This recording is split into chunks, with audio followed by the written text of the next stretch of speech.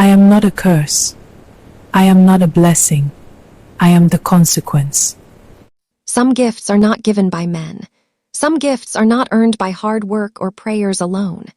Some gifts are written into the very soul of a woman before she is born, ancient, powerful, and waiting for the right hands to hold them. This is the story of Kaziah. They said Kaziah was born on the night a double rainbow appeared over the river. Her grandmother, the old prophetess Mama Bissy, had held the newborn girl up to the moonlight and whispered something into her ear. What she whispered, no one knew. But from that night, the elders said the child had been marked. Kaziah grew up in a small town in Ogun State, bright-eyed and beautiful in the way that quietly confident women are beautiful, not loudly, not desperately, but like a flame that simply exists and does not apologize for its light. She was clever with her hands and could turn any piece of fabric into something magnificent. By 17, women from 3 streets away were bringing her their cloth to sew. She was 20 when she discovered her gift. Or rather, when the gift discovered her. His name was Chukwuma, a traitor who had been pursuing her for months. One evening, overcome by his persistence and her own loneliness, Kaziah gave in. What followed was something she would struggle to explain for years, not just the intimacy itself, but what came after. 3 weeks later, Chukwuma had landed a contract that changed his entire life. He bought land. He bought a car. His business expanded as if an invisible hand was pouring blessings into it. The second time was different. That time, Kaziah had not wanted it. She had done it out of obligation, out of pressure, out of the false kindness that women sometimes confuse for love. Her spirit had not been in it.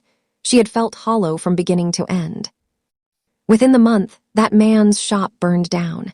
His truck developed a fault that swallowed all his savings. He lost everything he had spent 4 years building. The third time confirmed it. Kaziah spent 3 days alone after that, crying and praying and trying to understand what she was carrying. When she finally told her grandmother, Mama Bissy did not look surprised. "I wondered when you would find out," the old woman said, stirring her evening soup. "Mama, what is this? What is happening to me?" Mama Bissy set down her spoon. "Sit down, child." She waited until Kaziah sat, then said, "This gift was in our blood for 3 generations. It passed to you through me and your mother. It is not a curse. It is a covenant." "A covenant with who?" "With destiny, with your own soul." Mama Bissy looked at her steadily. "When you are truly fulfilled, when your spirit sings and your heart is fully present, the man who receives that gift from you will be lifted beyond anything he could achieve alone. The earth itself will honor what passed between you. But when you are not present, when you are empty, when your body is there but you are not, that absence becomes a judgment. And men do not survive a woman's judgment lightly."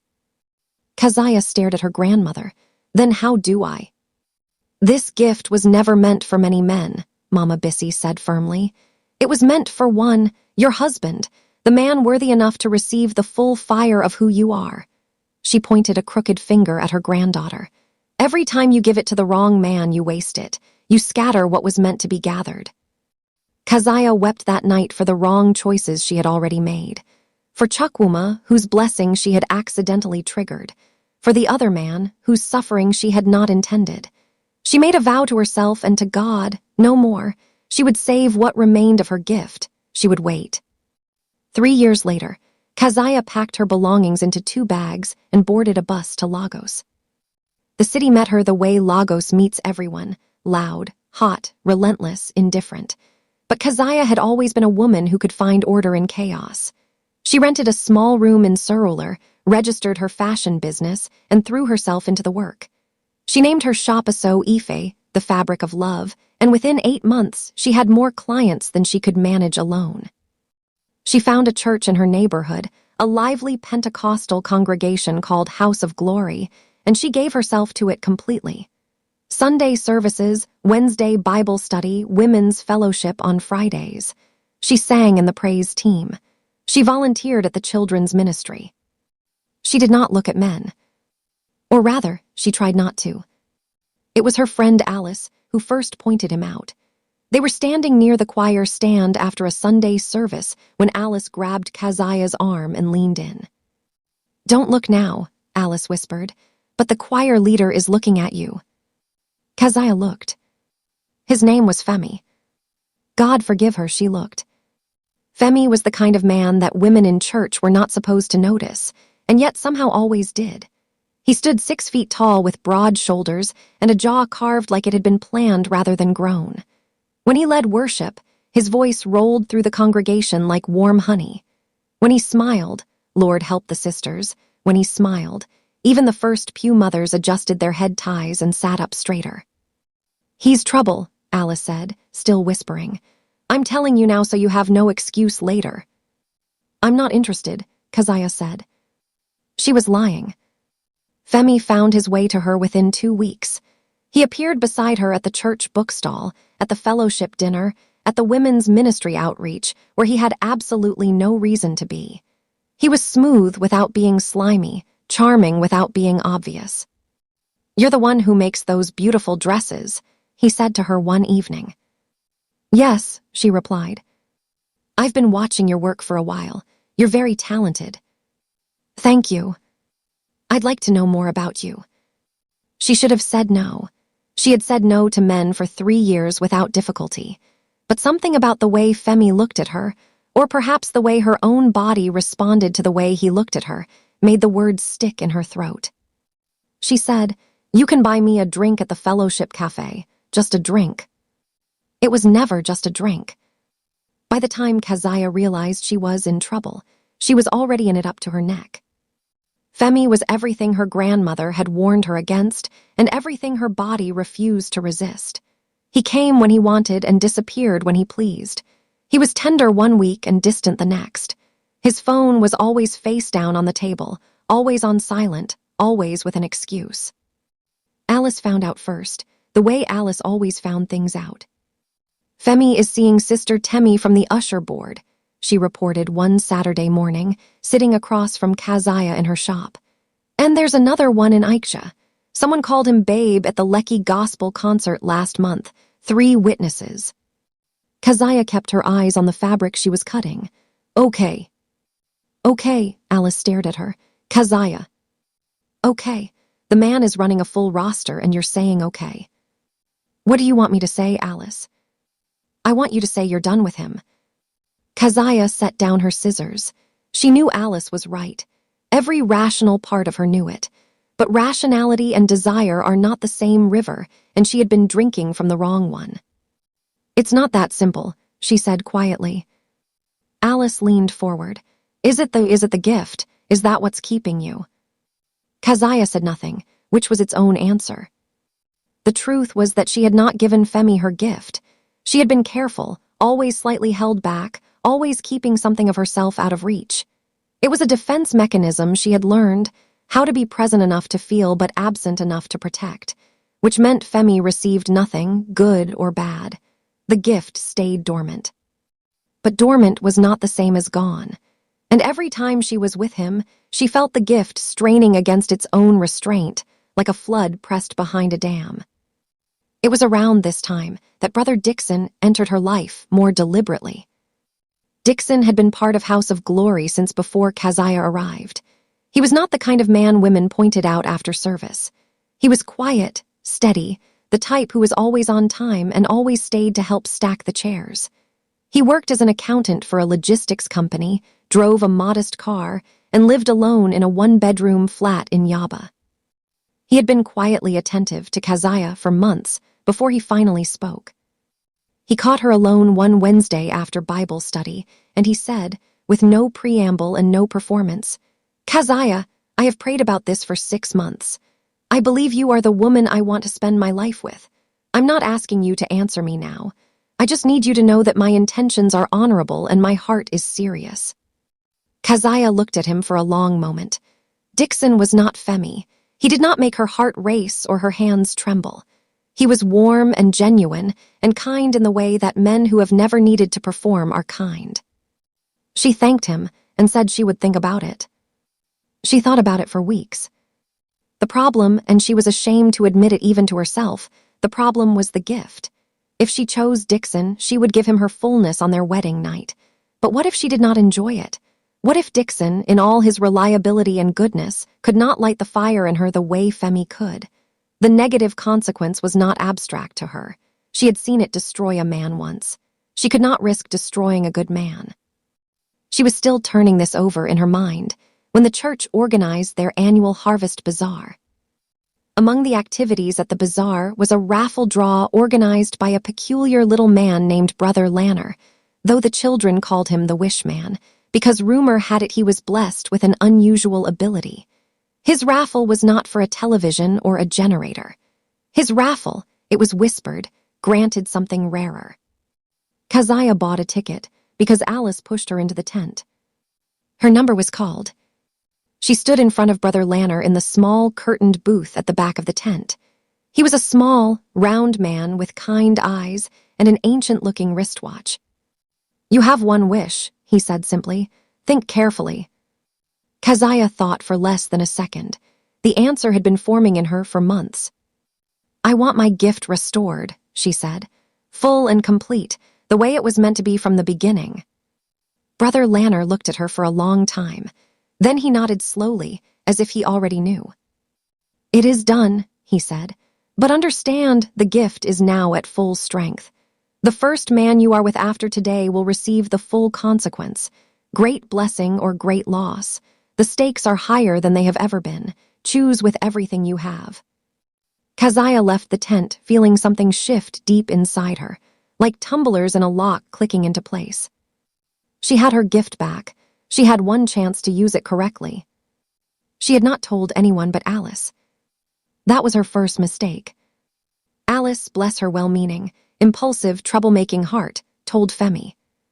She told him over a phone call, meaning to warn him away, but instead she accidentally painted a picture so compelling that Femi's eyes lit up with the only light he truly understood, the light of opportunity. He came to Kaziah's shop the next evening. "I know about the wish," he said, sitting across from her with that smile she had once found irresistible. Kaziah went still. "Kaziah," he reached across the table and took her hand. "Think about what this could mean for both of us. The blessing that comes from you, we could build an empire, together." She looked at him, at his handsome face, his easy confidence, the way he talked about wealth and said together, but his eyes said me. And something that had been confused inside her for 2 years suddenly became very clear. "Leave," she said. "Kaziah." "I said leave my shop, Femi." He tried reasoning. He tried charm. He tried, at one point, touching her face in that way that had once made her resolve dissolve like sugar in warm water. She felt nothing. Or rather, she felt something she had not felt before in his presence, clarity. The kind that comes not from the absence of desire, but from the presence of self-respect. "You never wanted me," she said quietly. "You wanted what I carry, and a man who wants my gift more than he wants me will always use it wrong." Femi left. Kaziah sat alone in her shop for a long time afterward. Then she picked up her phone and called Brother Dixon. Their pastor, Pastor Adwale, was a wise and plain-speaking man. When Kaziah went to him for counsel, he listened to everything she said without interrupting. Then he was quiet for a while. "You are asking me about 2 men," he said finally, "but I think the real question is about yourself." "What do you mean?" "You are afraid that Dixon cannot satisfy you, that your body will not respond to him and the negative consequence will fall on him." He folded his hands. "But Kaziah, let me ask you something. Do you know why women are unable to enjoy intimacy with men who do not love them? It is not a failure of the body. The body knows. The spirit knows. You could not fully open yourself to Femi because deep inside you knew he was not safe. Your gift is smarter than your feelings." He leaned forward. "Dixon is a man who loves you, not your gift, not your beauty, not what you can bring him. He loved you before he knew anything about any wish. Bring your whole self to him on that night, Kaziah. Not out of duty, not out of fear, but trust. Trust the man who chose you when you had nothing to offer him but yourself." She held those words for a week. Then she said yes to Dixon. The wedding was held on a Saturday in November. The church was full. Alice cried loudly and without apology throughout the entire ceremony. Dixon looked at Kaziah as she walked toward him with the expression of a man who cannot believe his luck and is determined to spend the rest of his life being worthy of it. She smiled at him. Her heart was quiet, not racing, not soaring, quiet like still water. She had confused passion for peace for too long. Their wedding night was gentle and warm and full of tenderness. But Kaziah could not give herself fully. She tried. She was present with her body, but some old wall, some old protective habit, some old scar from Chukwuma and Femi and all the men she had been with before, it held her back. Just slightly, just enough.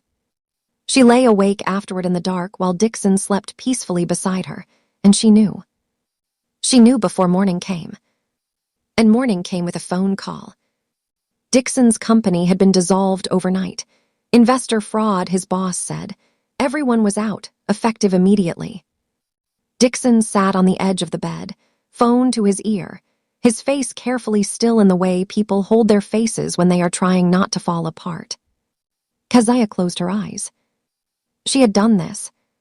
She had done this to a good man. She sat up, took a deep breath, and made the decision that the woman she was becoming would have to make. "Dixon," she said, "put the phone down. I need to tell you something."